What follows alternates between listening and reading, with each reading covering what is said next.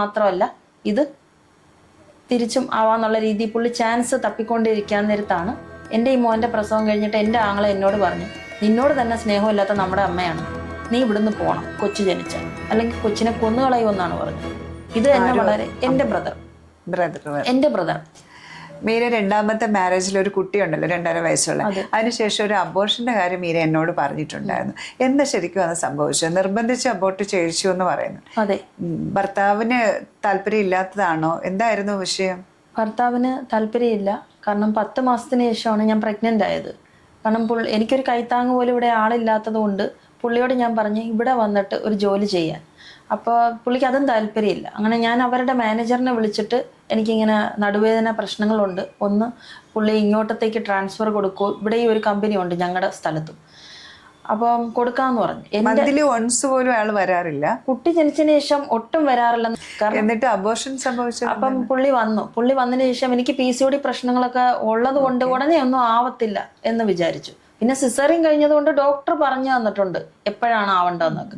അതൊന്നും കണക്കിലെടുത്തില്ല. കാരണം എന്ന് വെച്ചാല് നമുക്ക് PCOD ഉള്ളത് കൊണ്ടാവില്ല, PCOD ഉള്ളവർക്കാകും, അത് വേറെ കാര്യം. പക്ഷെ ആയപ്പോൾ ഞാൻ എൻ്റെ ആദ്യത്തെ ജീവിതങ്ങളൊക്കെ വെച്ച് നോക്കുകയാണെങ്കിൽ എനിക്ക് കുട്ടികളാവുമെന്നോ എനിക്ക് ഇങ്ങനെ ഒരു കുട്ടികളുടെ അമ്മയാവാൻ പറ്റുമെന്നോ ഒരിക്കലും ഞാൻ വിചാരിച്ചല്ല. പക്ഷെ ഇങ്ങനെ ഒന്നിനു പുറകെ ഒന്നായിട്ട് കിട്ടിയപ്പോൾ അതൊരു വലിയ അനുഗ്രഹമായിട്ട് ഞാൻ കണ്ടപ്പോൾ, പുള്ളി പ്രഗ്നന്റ് ആണെന്ന് അറിഞ്ഞപ്പോൾ പുള്ളിക്ക് വിശ്വസിക്കാൻ പറ്റിയില്ല. ഒന്ന് നോക്കിയേ പറ്റൂ. അപ്പൊ അതിൽ കാണിച്ചില്ലെന്നുള്ളതാ. ആദ്യം കാണിച്ചിട്ട് എൻ്റെ കാണിച്ചിട്ട് പിന്നെ കാണിക്കാൻ ഞാൻ പുള്ളിക്ക് സന്തോഷമായി. ഞാൻ പറഞ്ഞില്ല പറ്റത്തില്ല, എനിക്ക് എന്തോ ഒരു ചെറിയ ഡൗട്ട്. അങ്ങനെ പിന്നീട് ഒരു ദിവസം പോയി നോക്കുമ്പോൾ ആയെന്ന് അറിഞ്ഞപ്പോൾ എനിക്ക് പറ്റത്തില്ല കേട്ടോ, എനിക്ക് അബോർഷൻ ചെയ്തേ പറ്റും. ഞാൻ പിന്നെ അങ്ങനെ പറയരുത്, എനിക്ക് അങ്ങനെ കളയാൻ പറ്റത്തില്ല, ഞാൻ അങ്ങനെ കളയുന്ന ആളല്ല. ഒരു അനുഗ്രഹം ദൈവം തരുമ്പം എത്ര പേര് ഇല്ലാത്ത ആൾക്കാരുണ്ട്. അപ്പൊ അവരുടെ വീട്ടുകാർ ഫോഴ്സ് ചെയ്ത് പറയായിരുന്നു കളഞ്ഞേ പറ്റത്തുള്ളൂ എന്നുള്ള രീതി. ഈ പറയുന്ന സഹോദരിക്ക് മക്കള് പോലും ഇല്ല. ആ സ്ത്രീയാണ് എൻ്റെ കുഞ്ഞിനെ കറുപ്പായിപ്പോയി. അവരുടെ ആങ്ങളയുടെ അതേ ചായലുള്ളൊരു കുഞ്ഞ്. രണ്ടാമത്തെ കാര്യം പിന്നെ നിർബന്ധിച്ച് അവര് വേണ്ട ആഹാരം ഡോക്ടറോട് തന്നെ റെക്കമെൻഡ് ചെയ്ത് പറയുമായിരുന്നു. ഈ മോനെ എടുത്ത ഡോക്ടറിനെ തന്നെ കൊണ്ടുപോയി കാണിച്ചത്. പൈസ ഇല്ലെങ്കിൽ അതങ്ങ് കളഞ്ഞുവിടുന്നു. ഞാൻ പറഞ്ഞ ഡോക്ടറെ ഒരിക്കലും നടക്കത്തില്ലെന്ന് പറഞ്ഞു. ഡോക്ടർ പറഞ്ഞു. ആ ഡോക്ടറിന്റെ പേര് ഞാൻ എവിടെയും വ്യക്തമാകത്തില്ല.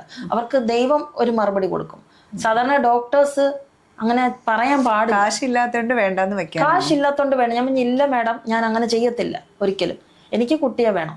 അപ്പോ ഇവര് ഭ്രാന്തായിട്ട് ലേബല് കുത്തി അവിടെ ഡോക്ടറോട് പറയേ.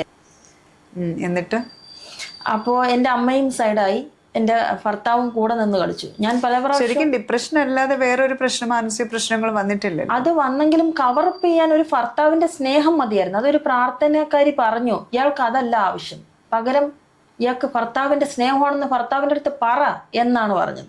അപ്പൊ ഞാൻ പറഞ്ഞു അങ്ങനെ കേൾക്കത്തില്ല, നമ്മളെപ്പോലെ ഉള്ളു തുറക്കുന്ന ഒരാളാണെങ്കിലല്ലേ അതൊക്കെ കേൾക്കത്തുള്ളൂ. പകരം ഇവരെന്നെ വേണ്ട TTO ഒന്നും ഉദ്ദേശിക്കുന്നത് എന്താ മേലെ? ഒരു സ്നേഹപ്രകടനമാണോ? ഒരു കെട്ടിപ്പിടിക്കലാവട്ടെ? അത് മാത്രമല്ല, എന്റെ വീട്ടുകാർ എന്നെ എതിർത്ത് സംസാരിക്കുമ്പോൾ അവിടെ ഒന്ന് എനിക്കൊരു സപ്പോർട്ട് അത് കിട്ടുന്നില്ല. ഒരു ഏകസ്ഥ നിൽക്കുന്ന അതേ ഒരു ഒറ്റപ്പെട്ട ഫീൽ. അപ്പോ അബോർഷൻ അത് പിന്നെ തിരിച്ചു വരാം, അബോർഷനിലേക്ക് വന്ന അത് TTO കാര്യങ്ങളൊന്നും എടുത്തില്ല. അപ്പൊ ഞാൻ ഡോക്ടറോട് ചോദിക്കുകയാണ്, എന്താ ഡോക്ടർ അതൊന്നും ഇല്ലേ? അപ്പൊ 1 വർഷം മുമ്പ് എടുത്തതല്ലേ, അപ്പൊ വീണ്ടും ആവശ്യമില്ല, അങ്ങ് ഇരുന്നാൽ മതി. അപ്പൊ ഇവര് ചായയിലൊക്കെ ഓരോന്ന് കലക്കി. എന്റെ വീട്ടിലായിരുന്നു ഇത്. മീര അറിയാണ്ട് അബോർട്ട് ചെയ്ത കാര്യമാണ്. അതെ അതെ അതെ, മീര പോലും അറിഞ്ഞില്ല, ഞാൻ പോലും അറിയാതെ. അവര് പലരോടും ഇപ്പോഴത്തെ ഞങ്ങളുടെ ജീവിതത്തില് ഞങ്ങൾ ചായയിൽ പൊടി കലക്കി കൊടുക്കുന്നുണ്ടായിരുന്നൊക്കെ പറഞ്ഞു. എന്ത് പൊടിയാണെന്നോ ഏതാണെന്നോ എനിക്കറിയില്ല. എത്ര മാസം കഴിഞ്ഞപ്പോ അബോർട്ടായി? എന്റെ കുഞ്ഞിന് ഒരു കുഴപ്പവും ഇല്ലായിരുന്നു. സ്കാനിങ്ങിലൊക്കെ ഒരു കുഴപ്പമില്ല. ഡോക്ടറിനും താല്പര്യമില്ല, എല്ലാവർക്കും താല്പര്യമില്ലാത്തൊരവസ്ഥയാണ് ഞാൻ കണ്ടത്. ഏത് മന്തിലാണ് അബോർട്ടായത്? 3rd മന്തില് എനിക്ക് വയ്യാണ്ട് വരുന്നു. കാരണം ആഹാരം പോലും നേരെ ചൊവ്വേ കഴിക്കാൻ പറ്റാത്ത രീതിയിൽ ഞാൻ ആകെ ഒരു അവസ്ഥയിലെത്തി. എന്തുകൊണ്ടാണ് ഇത്? പനിയാണോ? പനിയില്ല. എന്നിട്ട് ഇവരുടെ വീട്ടുകാരും പുള്ളിയും കൂടെ ഒരു ചായയിലോ പൊടിയോ എന്തോ ഇട്ട് എന്റെ കുഞ്ഞിനെ കലക്കി കളഞ്ഞാണ്.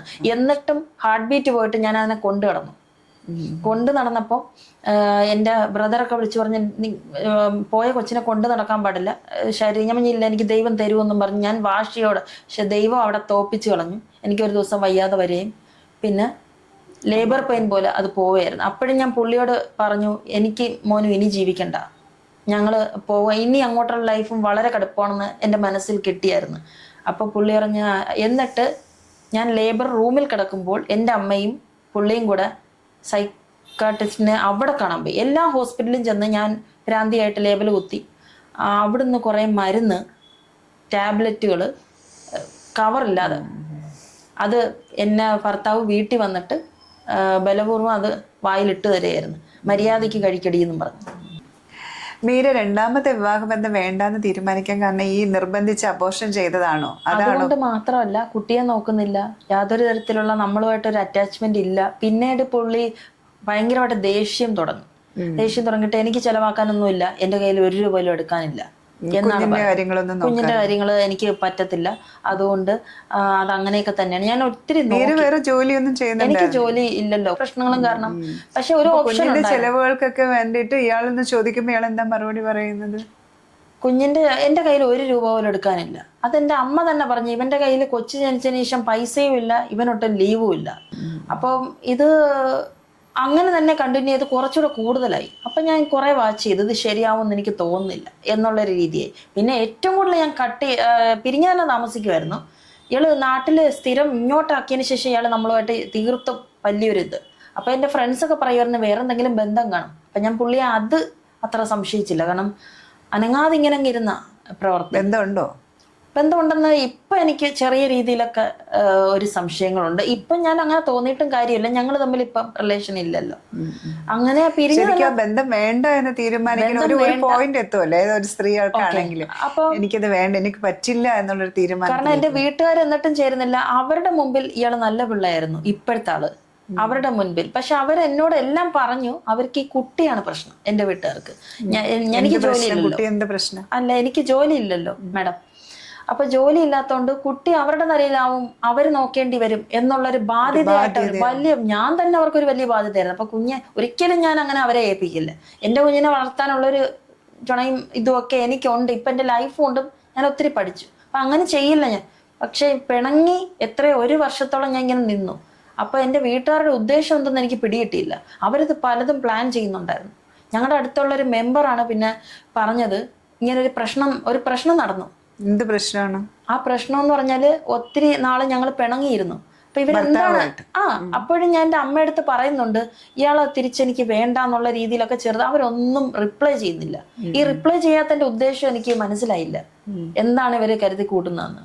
അപ്പം ഇവരെനിക്കെതിരെ ഭ്രാന്തിന് സർട്ടിഫിക്കറ്റ് ഉണ്ടാക്കിക്കൊണ്ടിരിക്കുകയായിരുന്നു. ആരാണ്? എൻ്റെ അമ്മ. എന്നിട്ട് പുള്ളിയായിട്ട് സംസാരം ഉണ്ടായിരുന്നു. അത് പുള്ളിയുടെ ലോഗിലൊക്കെ കോൾ ലോഗിൽ ഞാൻ കണ്ടിട്ടുള്ളതാണ് മുമ്പ്. ഇപ്പൊ മീര ഒറ്റയ്ക്കാണോ താമസിക്കുന്നത്? ഇപ്പൊ ഞാൻ എന്റെ കുഞ്ഞുമായിട്ട് എന്റെ വീട്ടില് താമസിക്കാൻ തുടങ്ങിയിട്ട് 1 വർഷമായി. ഒറ്റയ്ക്കാണ്. ഇടയ്ക്കൊരു അമ്മുമ്മ കിടക്കാൻ വരുമായിരുന്നു. പിന്നെ അവർക്ക് വയ്യാണ്ട് അവര് പോയി.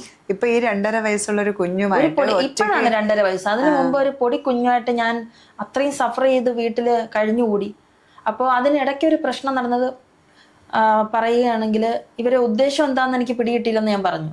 ഇവരെന്താ ചെയ്യാൻ നോക്കുന്നതെന്ന്. പക്ഷെ എല്ലാ ദിവസവും എൻ്റെ അമ്മ ബാഗുമായിട്ട് ഇറങ്ങുന്നുണ്ടായിരുന്നു. എവിടേക്കാണെന്ന് എനിക്ക് അറിയില്ല. എങ്കിൽ പറയണം, നീ എങ്ങനെ ജീവിക്കും എന്നാണ് പറയുന്നത്, ഇവനെ എടുത്ത് വെച്ചൂടെ എന്നുള്ളൊരു രീതിയിൽ ഒരു സംസാരങ്ങളാണ് ഉണ്ടാവുന്നത്. ഞാൻ പറഞ്ഞു കൊടുത്തു, നമ്മൾ ചെതലരിച്ച് ജീവിക്കുന്നതിനെക്കാട്ടി അവിടെയാണ് ആ പോയിന്റ് യൂസ്ഫുൾ ആയിട്ട് വരുന്നത്. അത് അവർക്കറിയേണ്ട കാര്യമില്ലല്ലോ. അപ്പോൾ അവര് എന്നെ അടിച്ചേൽപ്പിക്കുക എന്നുള്ള രീതിയായിരുന്നു പുള്ളിയിലേക്ക്. എത്ര കൊള്ളത്തില്ലെങ്കിലും ഇങ്ങനെയൊക്കെ അങ്ങ് ജീവിച്ചു പോയാൽ പോരെ. അപ്പോൾ എൻ്റെ ഫ്രണ്ട്സ് പറയുന്നുണ്ട്, നിന്റെ മമ്മി അങ്ങനെയാണോ ജീവിച്ചത് പണ്ട്? അല്ലല്ലോ. അപ്പൊ എന്താ അങ്ങനെ പറയുന്നത്? അവരെന്താ മനസ്സിലാക്കാത്തത് നിന്നെ? ശരിക്കും മീര ആ ജീവിതത്തിൽ ഒട്ടും ഹാപ്പി ആയിരുന്നില്ല. 2 ജീവിതത്തിലും മൊത്തത്തിലുള്ള ജീവിതത്തിലും എനിക്കൊരു ഇനിയൊരു ജീവിതത്തിലും ഒട്ടും ഹാപ്പി ആയിരുന്നില്ല. എന്റെ യെസ്, അത് എന്തുകൊണ്ടാന്ന് വെച്ചാൽ എന്റെ വീട്ടിലെ കളിപ്പന്തായിരുന്നു ഞാൻ, വീട്ടുകാരുടെ ഇഷ്ടപ്രകാരം. അപ്പൊ ഇതിൽ നിന്ന് എനിക്ക് കിട്ടിയൊരു പാഠം എന്ന് പറയാനായിട്ട്, ഒരിക്കലും മക്കളെ ഇങ്ങനെ ഒരു ഫ്രണ്ട്ഷിപ്പിലൊക്കെ അവരെ വളർത്തിയെടുക്കണം. അവർക്കുള്ള എല്ലാ കാര്യങ്ങളും അങ്ങനെ നേടി അവർക്ക് എന്തും തുറന്നു പറയാനുള്ളൊരു ഇതുണ്ടാക്കിയെടുക്കണം. അല്ലാതെ മക്കളെ ഉണ്ടായിട്ട് അവരെ മുറിക്കുള്ളിൽ അടച്ച് ഇടുമ്പോൾ ഇങ്ങനെയൊക്കെ ഉണ്ടാവത്തുള്ളൂ. എന്നിട്ട് ഞാനത് പിടിച്ചു കയറി എന്നുള്ളത്. എൻ്റെ ഏറ്റവും കൂടുതൽ പ്രഷർ സ്ത്രീകളാണ്. അപ്പൊ മീരയ്ക്ക് അവരോട് പറയാനുള്ള, ഇപ്പൊ ഒറ്റയ്ക്ക് ഒരു 2.5 വയസ്സുള്ള ഒരു കൊച്ചുകുട്ടിയെയും കൊണ്ട് ഒറ്റയ്ക്ക് ജീവിക്കുകയാണ്, യൂട്യൂബറും കൂടെയാണ്. അപ്പൊ എന്താണ് ഈ കേൾക്കുന്ന സ്ത്രീകളോട് പറയാനുള്ളത്? കാരണം എല്ലാവരുടെ ജീവിതവും നമ്മൾ മനോഹരമായിരിക്കണമെന്നില്ല. ഇതേപോലെ കുടുംബജീവിതത്തിൽ പ്രശ്നങ്ങൾ ഉണ്ടാവും, പലയിടത്തും ഉണ്ടാവും.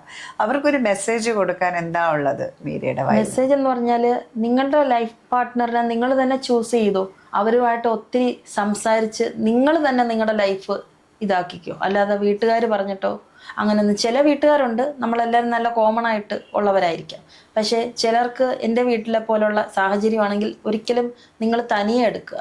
താല്പര്യം ഉണ്ടെങ്കിൽ കല്യാണത്തിലേക്ക് പോകണം. പോകാതെ ഇരിക്കുന്നവരുണ്ടല്ലോ. അപ്പോൾ അതിനെക്കുറിച്ച് എനിക്കറിയത്തില്ല. പോകുന്നവരാണെങ്കിൽ നിങ്ങൾ സ്വന്തമായിട്ട് ലൈഫ് പാർട്ട്ണറിനെ സെലക്ട് ചെയ്ത് ഒരുപാട് നാൾ സംസാരിച്ച് എല്ലാം ഇത് ചെയ്തിട്ട് മാത്രം കല്യാണം. അല്ലാതെ ഇനി ഞാൻ അറേഞ്ച്ഡ് മാരേജിനെ ഞാൻ വെറുത്തു. അറേഞ്ച്ഡ് മാരേജ് ഞാൻ ആദ്യം അറേഞ്ച്ഡ് മാരേജിനെ സപ്പോർട്ട് ചെയ്ത ആളാണ്. പക്ഷെ ഇനി എൻ്റെ ലൈഫ് കൊണ്ട് സപ്പോർട്ട് ചെയ്യുന്നില്ല. മീരയുടെ ജീവിതത്തിൽ നിന്ന് നമുക്ക് കേൾക്കാനുള്ളത് അല്ലെങ്കിൽ നമുക്ക് മനസ്സിലാക്കി എടുക്കാനുള്ളത്, നമ്മൾ ഒരു പാർട്ണർ ചൂസ് ചെയ്യുക എന്ന് പറയുന്നത് ജീവിതത്തിൽ ഏറ്റവും വലിയൊരു കാര്യമാണ്. ഒരു റൈറ്റ് ആയിട്ടുള്ളൊരു പേഴ്സൺ കിട്ടിക്കഴിഞ്ഞാൽ വളരെ മനോഹരമായിട്ടുള്ളൊരു കുടുംബജീവിതം നമുക്ക് കിട്ടും. റോക്ക് പാർട്ണർ കിട്ടിക്കഴിഞ്ഞാൽ 2 പ്രാവശ്യവും ഫെയിലായി പോയി മീരയുടെ ജീവിതം. സോ അത് നമ്മളത്ര കേൾക്കുന്ന, ഇനി കല്യാണം കഴിക്കാൻ പോകുന്നവരായിക്കോട്ടെ ആര് തന്നെയാണ് എങ്കിലും, അത് നമ്മളൊരു പാർട്ണറെ സെലക്ട് ചെയ്യുമ്പോൾ അത് വീട്ടുകാരോ നാട്ടുകാരോ പറഞ്ഞിട്ടായിരിക്കരുത്. എനിക്കത് ബെറ്റർ ആണെന്ന് തോന്നണമെങ്കിൽ മാത്രം നമ്മളത് ചൂസ് ചെയ്യുക. മീരയുടെ ജീവിതം നിങ്ങൾക്ക് എല്ലാവർക്കും ഒരു പാഠമാവട്ടെ എന്ന് ആശംസിക്കുന്നു. നന്ദി, നമസ്കാരം.